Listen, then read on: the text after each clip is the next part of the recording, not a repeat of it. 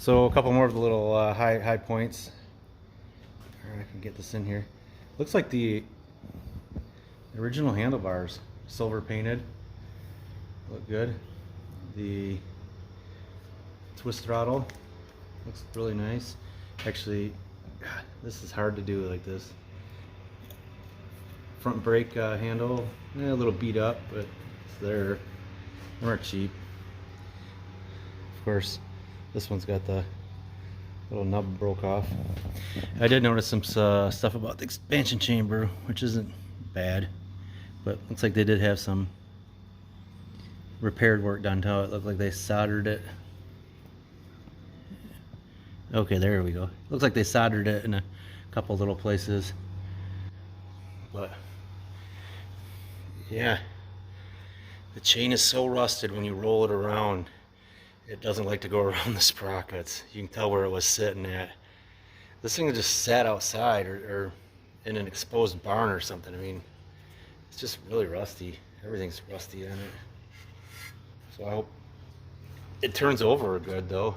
But I know the clutch is locked up. I tried pulling that in. I don't know if it's the cable or the actual clutch itself, which is on the other side, but I'm assuming the clutch is just stuck. But I also got you can see some of my other additions, and there's, where is it, another frame right there, and I got a box of parts, and it's got this old school electron carb, which I didn't know they make electron carbs like this that were that old. The guy I bought it from said they've been around since the 70s. Got the air box and everything, but it is missing one side panel. I don't know if I got that in there or not. One side panel. And this little, the reeds, and I don't know what else is in. Reeds are right there. Some other stuff. I don't really know what it is yet. It's like a float bowl. Maybe the floats for the carb. I'm looking into the reed, well, the intake, and I can see the cylinder wall in there. The connecting rod looks like it might have a little bit of surface rust on it. The cylinder looks really nice. From the little bit I can see, actually I can see just a little bit of the skirt of the piston right there, and it looks pretty corroded. But oh, the motor's definitely got to come apart. I wouldn't trust this thing. You know, this guy had some rags shoved in there, but like these, but I don't know about the guy before him. So apparently the guy I just bought it from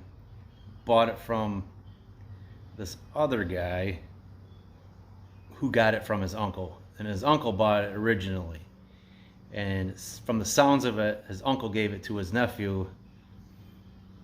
I don't know how long ago, maybe recently, but anyway, then the nephew sold it to this guy that I bought it from.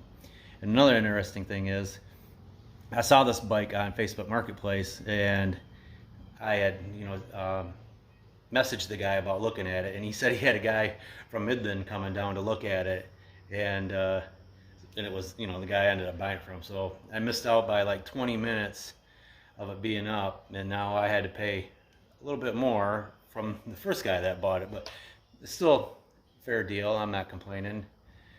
He's got to pay for his gas and make a little money too, so that'd be a fun project.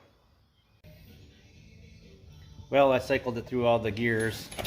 That's definitely 4-speed. I pretty much knew it was an 82, but you never know after 40 years what people could have done, so